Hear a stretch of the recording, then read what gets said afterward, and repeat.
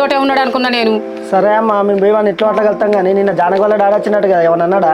ఏదో అన్నాడు తీరా, ఆయన గురించి మీకు తెలిసిందేనే. ఆ పెళ్లి సూపులాట మీరే ఇచ్చగొట్టినలాట కదా.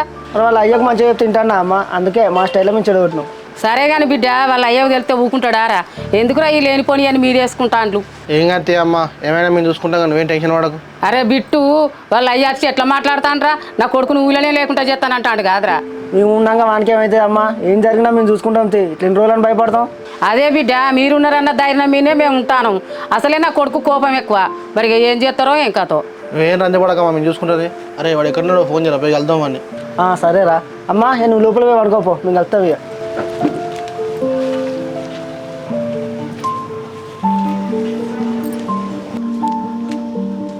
సరే సరే అన్న, నాకు తెలిసింది వాళ్ళ సంగతి చూసుకుంటా కానీ. బిడ్డ